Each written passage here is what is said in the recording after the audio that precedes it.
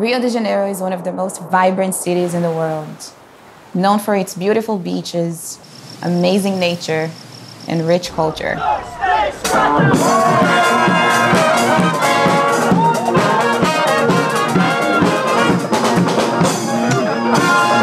But this film is not about any of that. This film is about a secret my dad has kept from me for nearly 26 years. This is me on my 4th birthday. This is my dad, and this is my mom. And this is probably the last time they were truly happy together. When I was 9 years old, my mom told me my dad cheated on her many times and that she was divorcing him and that he caught AIDS in the process. I knew I couldn't ask my dad about it. He was too ashamed. While my mom thought she was protecting me with the truth, my dad thought he was protecting me with silence. A few years later, my mom and I moved to the US. My dad and I have never spoken about his sickness. It was time to have that conversation.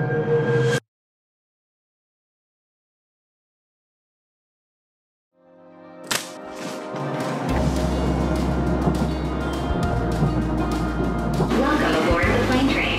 Please hold on. Hello.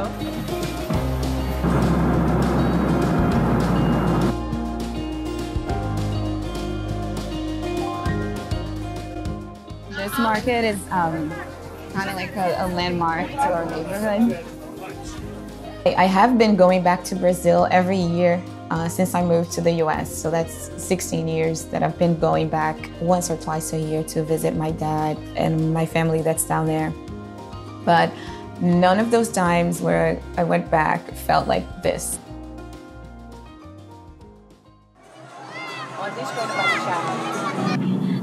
Oi, pai. A Lia saiu? Tá bem pra caralho, que isso? Que seja que mais?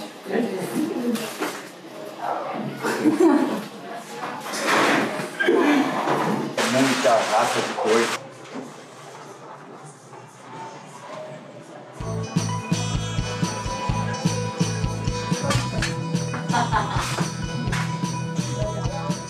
Yeah, so getting there, my stepmom says hi, greets us and everything. And then she goes right into saying, oh, your dad only has a kidney issue and everything else is fine. That situation, like, he's good.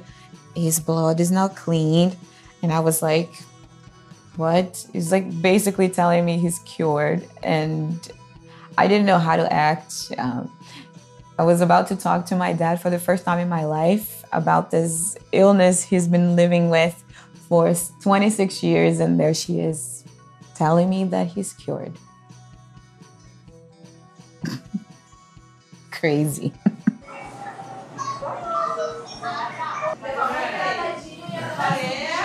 That's my name. And that's my brother.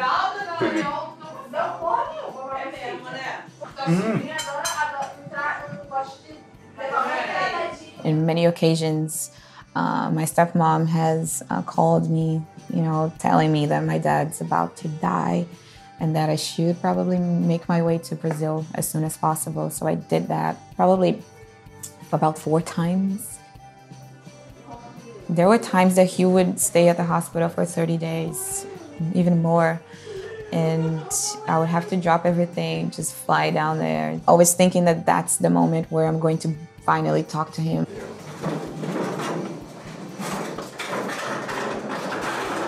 Oi? Eu tava ontem. Não teve como. Lá em cima ficou os policial. Pois é, ele já estava aqui na quadra. Ih, não fica mais não, os caras agora estão dando tiro em cima dele. Mentira, botando pra correr, né? Aí não fica mais não, fica agora lá embaixo. Pra você ter uma ideia, nem o carro de polícia sobe aqui no morro. Sobe por lá, sobe lá, vai lá na chácara, que ali, ó, aquela casinha lá, lá em cima tem uma torre. Do lado aqui assim tem um bagulhinho branquinho. Só para dar para trocar tiro depois dessa. Tem que ver, a bala come aqui. O que é muita raça de tiro. Tudo furado o muro ali. Meu Deus. tudo furado. E quando tem tiro aqui, uma vez eu tô aqui em cima, eu desço voado, fico lá embaixo. Mas não fico aqui parado, sentado. Parece que é dentro de casa eles dão um tiro daqui pra lá. Eu falo, opa, ainda vou gravar isso. So at my dad's terrace, where we were trying to have this conversation, he shares a wall with his neighbors, which are drug dealers. And that property pretty much works as a lookout for them, where they have bullet holes throughout the wall. And there's a bigger hole where they shoot at police from that hole. It makes me feel a little bit uneasy when I go over there to visit him. My mom happened to be down in Rio on vacation at the same time we were there. This is the building I was born in. Yes, It was this Monique one. born here 1989. Remember this lady? Até você, nega. Eu bem. Eu também passei por aqui. Gente, ela me dava doce todo dia. I got very lucky for having her with me. It was an incredible amount of support coming from her. She always told me he was never a great husband, but he was definitely a great father. Eu vou te passar mais tarde o nome da clínica, o número. Cool. Cool. So he sounds really excited. We're going to go with him tomorrow. We're passing by his house and picking him up and taking him to his weekly exam. É só baixar ele, por favor. Eu já tava aqui. Bom dia. Bom dia.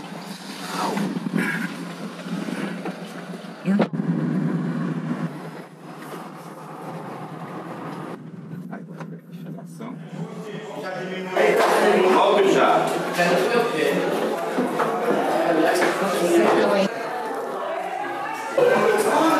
Walking into the doctor's office was nerve-wracking for me.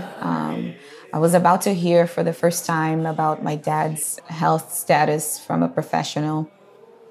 Não, gostaria de saber mais ou menos do quadro do meu pai. Eu não conheço seu pai muito, então a gente abordava algumas coisas aí e é uma coisa muito pessoal. Porque, na verdade, é minha mãe que me contou, mas nunca tive a oportunidade de dialogar isso com É ele. HIV negativo, então ele é HIV.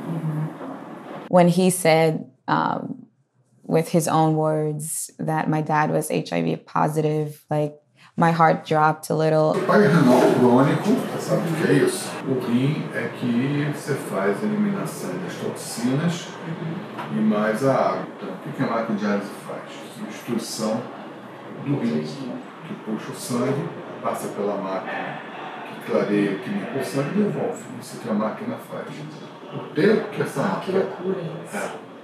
A ficha do acesso do braço dele, você já viu? Aquilo, o que é aquilo? Agulha, inventou-se uma agulha. O tempo que a máquina, o tempo que esse acesso perdurar, você vai fazer a diálise. É isso que vai sobreviver. Isso aqui vai manter seu pai vivo, entendeu? It was nice to hear from his doctor that he's doing the right treatment and taking the necessary steps into living a normal, healthy life, despite his health issues. Não é um tratamento ideal para a pessoa poder viver, sim, mas é um tratamento que a medicina conseguiu elaborar para manter o equilíbrio para sobreviver. Tem mais algum? Pode pensar. Mas satisfeito absolutamente todas as minhas dúvidas. You're welcome. But my dad is a very stubborn man. We're about to leave the clinic, going back to his place.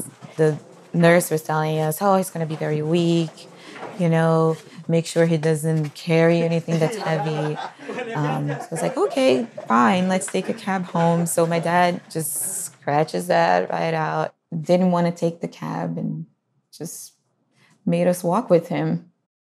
Morro do Borel, where my dad lives, it's a very unique experience. You will see children playing soccer to drug dealers with a AK-45 and trying to sell dope.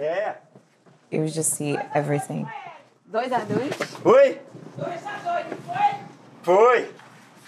O quê? 2-2. É o jogo agora? Não sei o que ela tá falando. Ó, vira pra cá, por causa desse cara. That's it.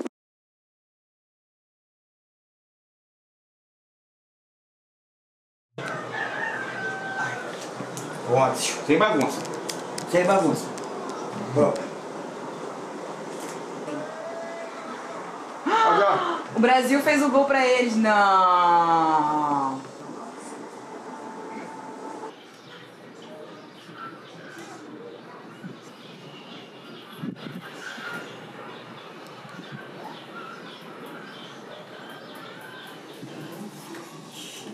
Tá maluco. Ali já tá calor. Cada lado aí que eu sei.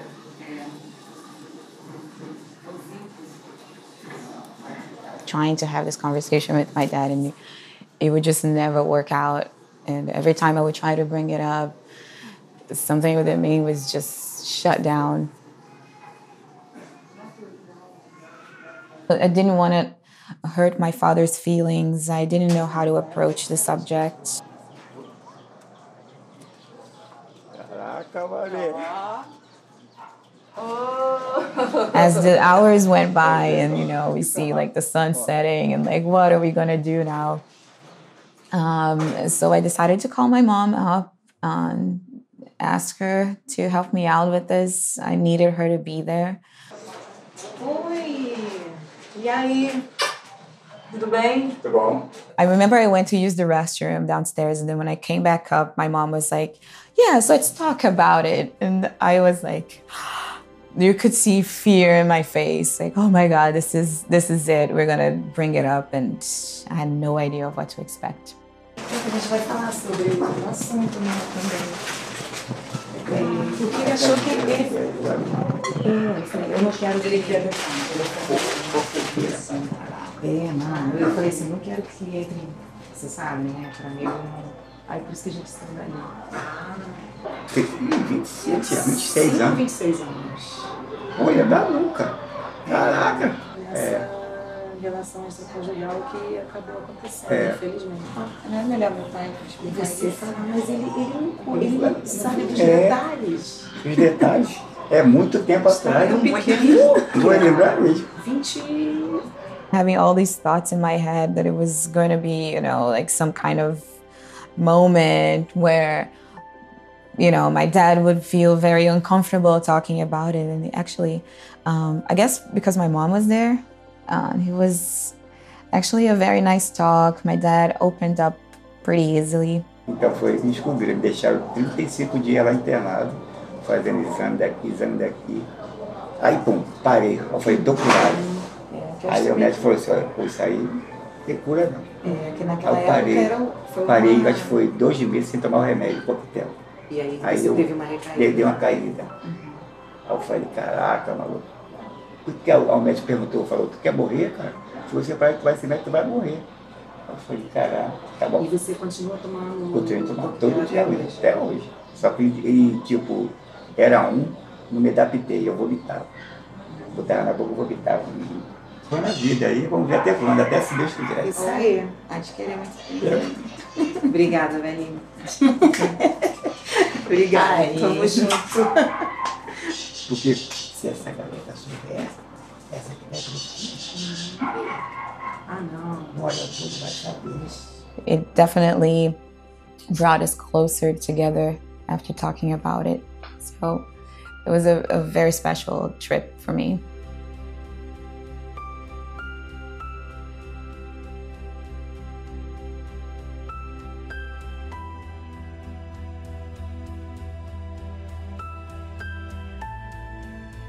Spending the day at the beach with my dad was remarkable. I have never done anything like that with him. I always go to his house, visit him, or at hospital. It was a lot of fun, and I'll remember that day for the rest of my life, I think.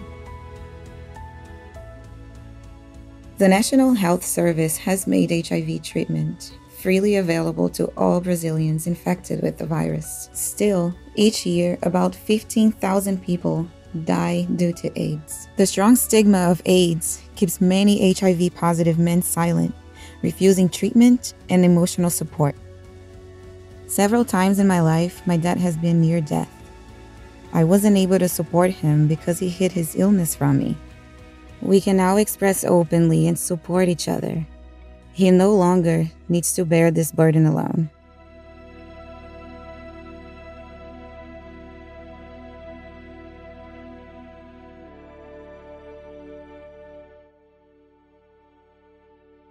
I felt like it was important for me to document this story. Hopefully I can inspire and encourage other people to do the same, to destigmatize HIV and AIDS, to get people to talk to their loved ones. The loved ones talk to the friends, to their community, and that way we can actually take action into reducing the number of people that are infected by the HIV virus.